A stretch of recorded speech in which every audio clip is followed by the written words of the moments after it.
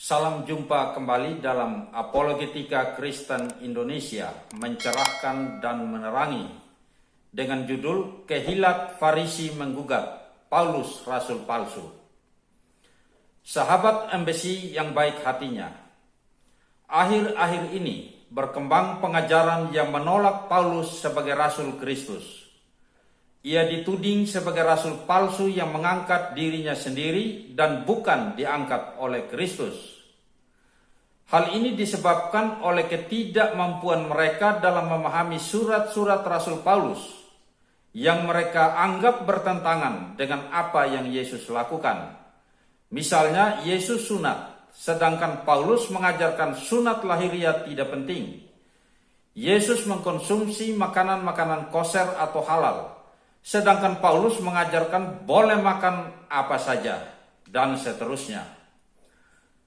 Paulus dianggap mengajarkan ajaran Helenisme yang melawan Torah dalam keyahudian.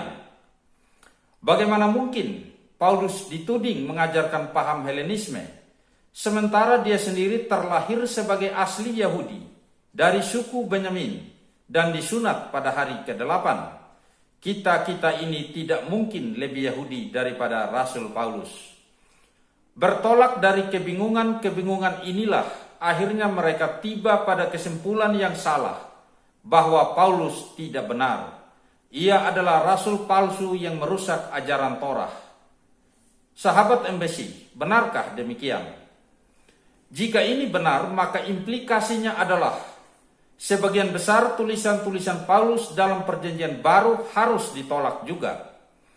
Karena kita tidak mungkin mendasarkan iman kita di atas dasar tulisan seorang rasul palsu, bukan? Mari kita telusuri hal tersebut dengan cermat, dimulai dari latar belakang Paulus. Paulus dilahirkan di kota Tarsus sekitar tahun 10 Masehi.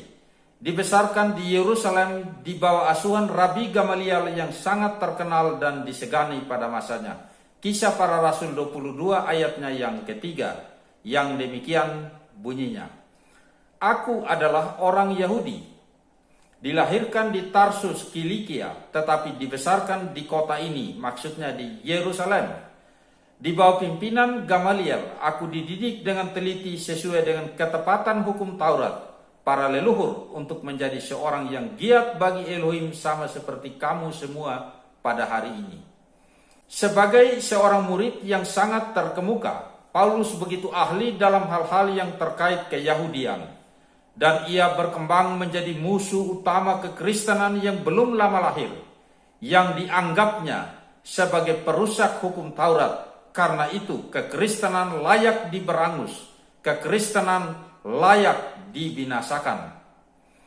Kemudian pada suatu titik dalam perjalanan hidupnya, terjadilah hal yang sangat dramatis yang akhirnya mengubah seluruh arah hidupnya. Paulus berjumpa dengan Kristus yang sudah bangkit. Dalam cahaya kemuliaan ketika perjalanan menuju kota Damsyik dalam amarah yang berkobar-kobar untuk menangkapi dan menganiaya orang-orang percaya, ia rebah dan jatuh serta buta selama 3 hari. Dapat sahabat baca dalam Kisah Para Rasul 9 ayatnya yang ketiga sampai yang ke-6. Saat peristiwa perjumpaannya dengan Yesus inilah Paulus diutus menjadi Rasul Kristus. Sehingga definisi rasul adalah seseorang yang pernah berjumpa dengan Kristus, baik saat Kristus masih hidup dalam daging ataupun berjumpa dengan Kristus yang sudah bangkit. Dan Paulus diutus untuk tugas khusus, yaitu pekabaran Injil. Jadi sahabat Embassy yang baik hatinya, kalau ada seseorang yang mengaku-ngaku sebagai rasul ratusan tahun kemudian, tetapi ia tidak pernah berjumpa dengan Yesus yang sudah bangkit dan tidak pernah diutus olehnya, maka kita segera mengenalinya bahwa itulah rasul palsu yang sebenarnya.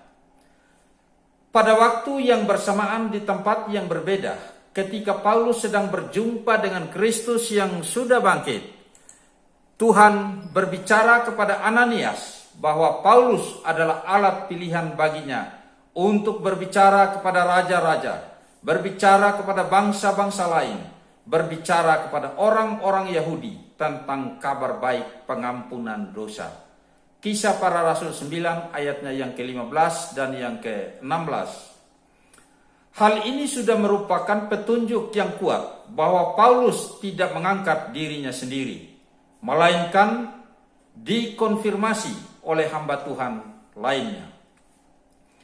Kepakaran Paulus dalam mengimplementasikan Torah dengan tepat dalam iman Kristiani dan penggenapannya yang penuh telah membuat kesulitan orang-orang Yahudi untuk memahaminya. Akhirnya kita sampai pada pertanyaan krusial, mengapa para rasul yang lainnya seperti Petrus, Yohanes, dan Yakobus mengakui kerasulan Paulus dan menerima semua argumentasinya dalam sidang raya Yerusalem pada tahun 50 Masehi, kalau memang betul Paulus adalah rasul palsu yang mengangkat dirinya sendiri?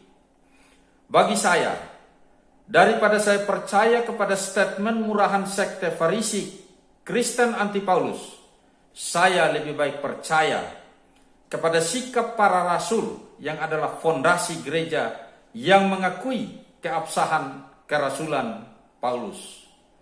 Sahabat embassy yang baik hatinya, jika mereka menolak kerasulan Paulus, maka otomatis mereka juga harus menolak keabsahan para rasul lainnya, sehingga dengan demikian hancurlah fondasi gereja Tuhan yang hidup.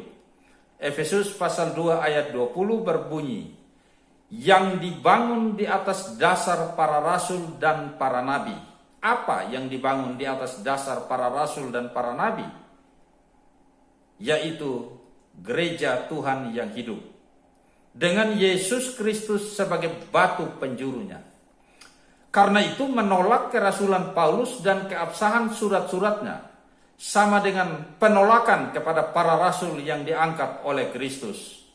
Dan konsekuensi logisnya merupakan penyangkalan kepada otoritas Kristus yang telah menetapkan mereka.